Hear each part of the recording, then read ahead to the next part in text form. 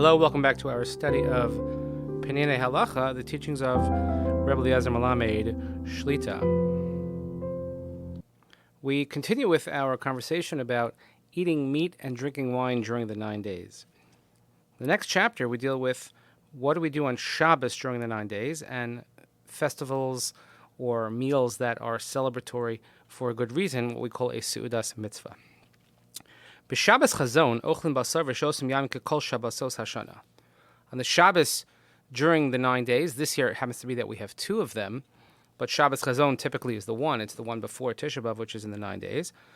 We're allowed to eat meat and drink wine as we are accustomed to every Shabbos. Sharei afili im Tisha B'Av ba'atzmo chal b'Shabbos v'nidcha ekev kach liyom rishon.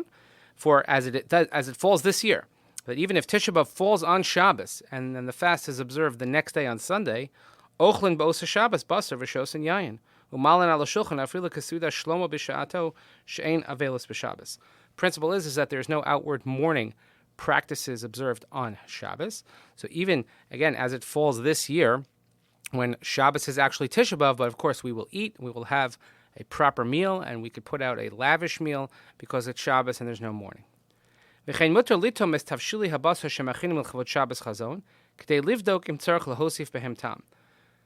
accordingly, while preparing the food for the Shabbos, even though during the week one cannot eat meat, but one is allowed to taste the dish that one is preparing to see if it needs more flavor. Because when you're tasting it, you want the food to taste well. That's only l'kavod Shabbos. It's in honor of the Shabbos because you want your Shabbos food to be absolutely delicious. Also, if one has to attend what's called a Seudat Mitzvah, Seudat bris milah, for example, if one goes to a bris, Pidyon haben, Siyum Maseches. So those are the three that are mentioned here. If one goes to a bris, of course, a bris falls out when a bris falls out. Same thing for a Pidyon haben, redemption of the firstborn, and a completion of a tractate. And also,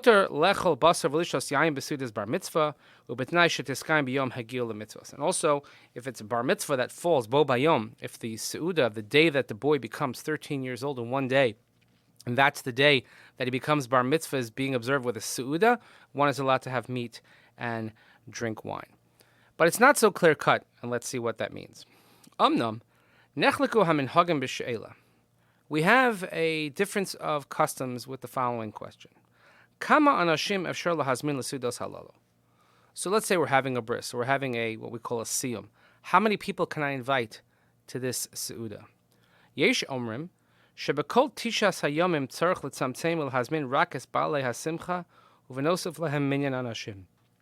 Some say that during the 9 days, you can only invite people who are pertaining to the simcha, so that would be relatives, the father of the baby, let's say, and if you need to add at least just a minyan so that you can say the proper benching for a bris. And some say that no, if this were a Seudat Mitzvah taking place any other time of the year, whomever you would invite to that Seudah is the same that you can invite to this. So if you were going to invite 100 people, if it was in February, then the same thing applies, that you could do so and you can invite them on the 9 days.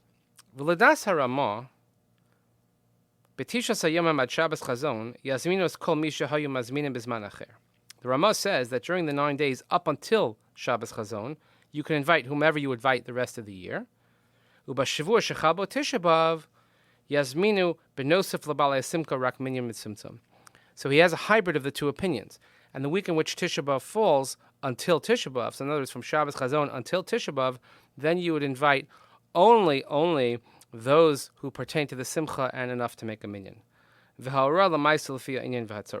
you have to rule according to each situation and according to the need.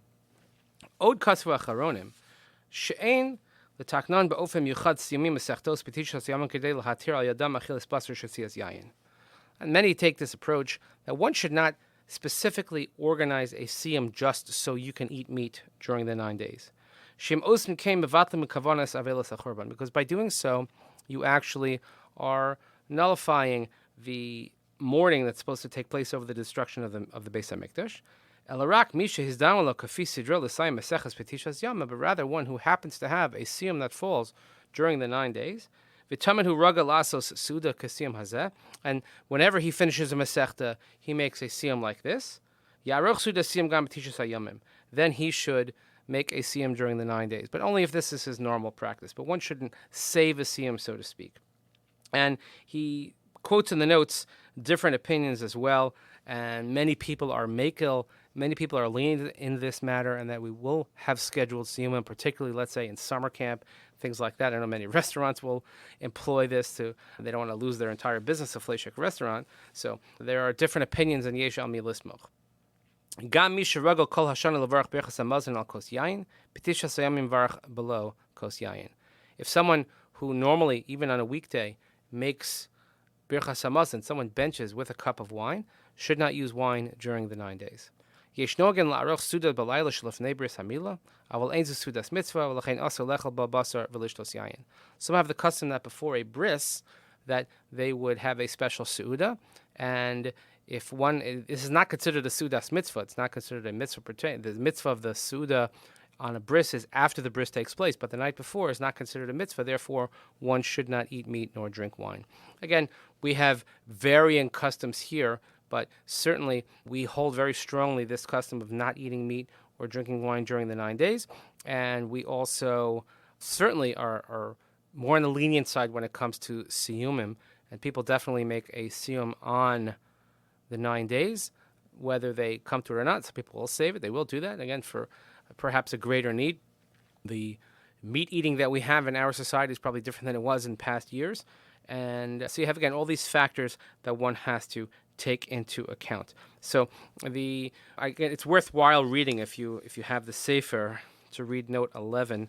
Note 11 in this particular chapter in Perek Tes Vav, Rav Melamed goes into greater detail. So before we start pointing fingers and saying this, that, and the other, there are a lot of opinions here and a lot of different practices, and I'm sure each one can be justified based on certain positions that are held within the Acharonim. So I hope everyone has a wonderful day, and thank you again for listening as we study Peninei Halacha, teachings of Rabbi Eliezer Melamed. We will see you here, God willing, next time when we continue our Torah study. Have a great day.